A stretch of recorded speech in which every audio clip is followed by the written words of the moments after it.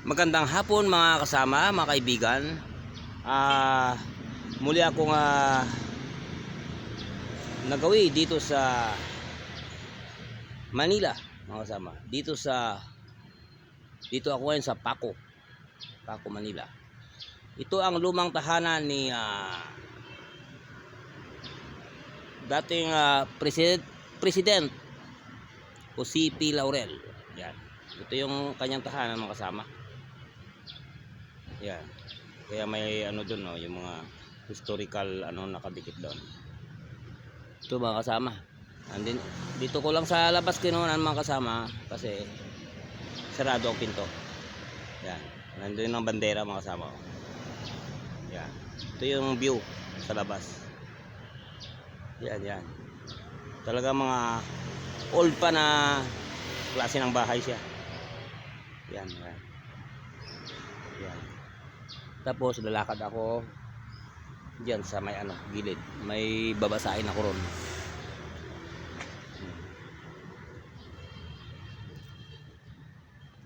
Ito sa may Paco, mga kasama.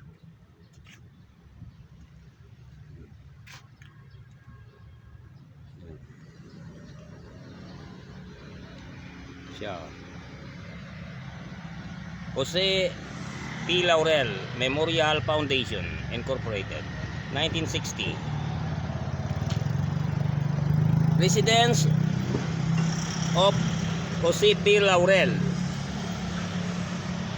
President, Second Philippine Republic, 1943 to 1945. Originally built in 1861, this house was purchased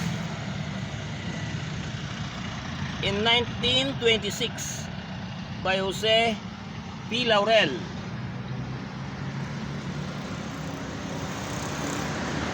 He lived here for 29 years, 1926 to 1955.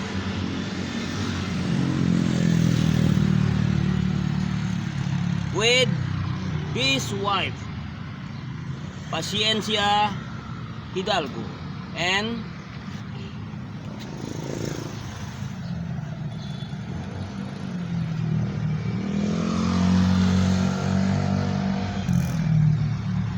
children.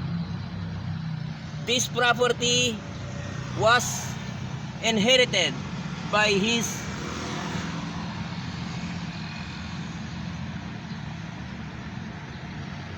third son, Sotero X. Laurel, who donated it to the Jose P. Laurel Memorial Foundation and spearheaded its restoration in tribute to his father, who served his country with dauntless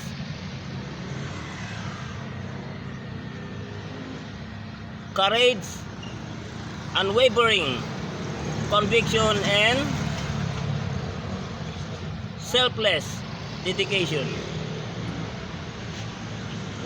Inaugurated on March 8, 1998 by His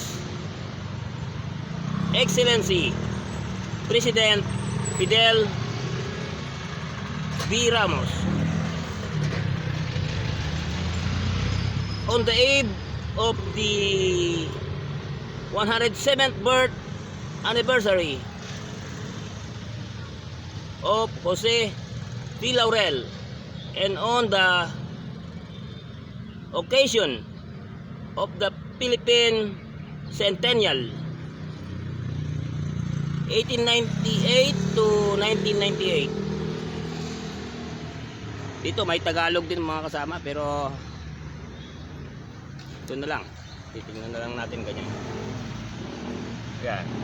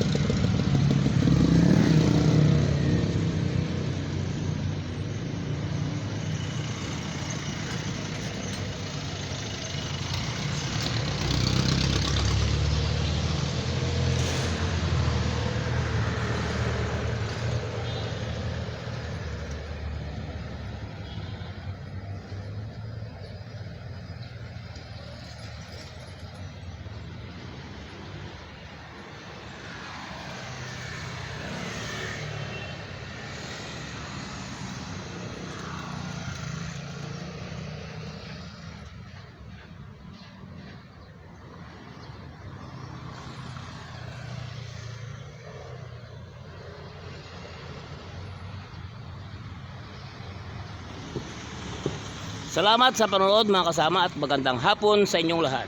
God bless everyone.